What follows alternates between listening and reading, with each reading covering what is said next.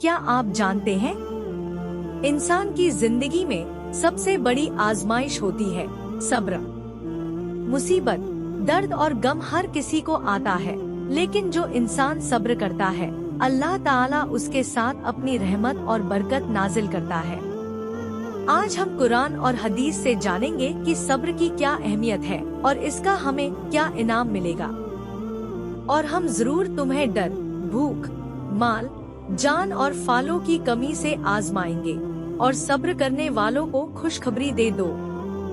सूरह बकरा 155। तफसीर। इस आयत का मतलब यह है कि अल्लाह ताला हर इंसान को किसी न किसी तकलीफ से गुजारता है।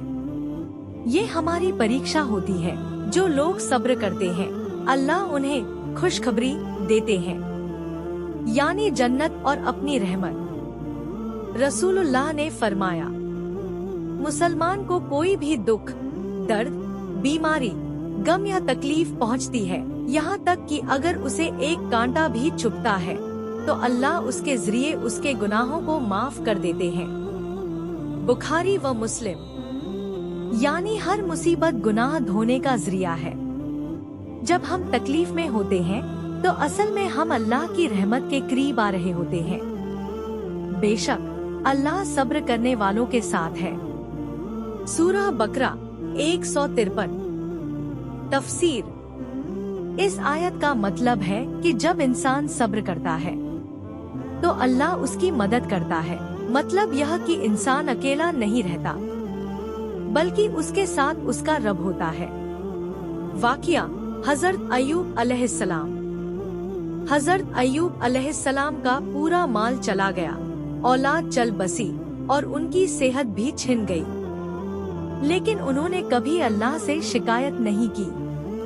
उन्होंने बस इतना कहा, मुझे दर्द ने घेर लिया है और तू सबसे ज्यादा रहमत वाला है। आखिरकार अल्लाह ने उन्हें शिफा दी और उनकी जिंदगी पहले से बेहतर बना दी।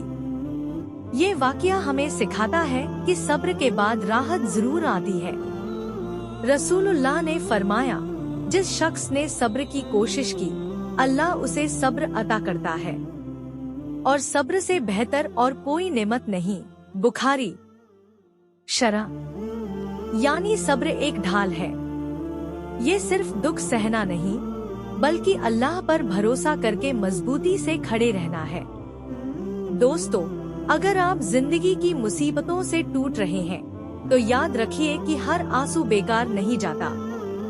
अल्लाह सब देख रहा है। सब्र कीजिए, क्योंकि सब्र करने वालों से अल्लाह ने जन्नत का वादा किया है।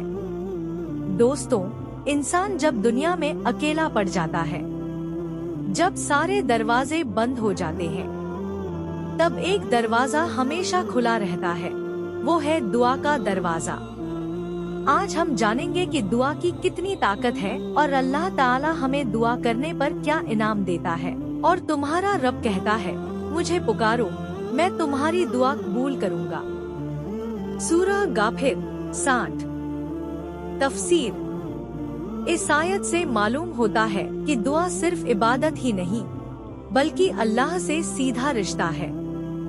जब हम हाथ उठाते हैं, तो अल्लाह सुन रहे होते हैं। ये यकीन ही दुआ की जान है। रसूलुल्लाह ने फरमाया, दुआ इबादत का असल है। तिर्मिज़ी।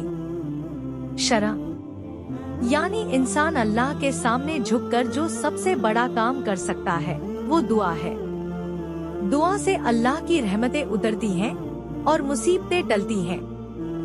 जब मेरे बंदे मेरे बारे में पूछें, तो कह दो, मैं करीब हूँ। जब कोई मुझे पुकारता है, तो मैं उसकी पुकार सुनता हूँ। सूरह बकरा 186। तफसीर। अल्लाह हमसे दूर नहीं, बल्कि बहुत करीब है।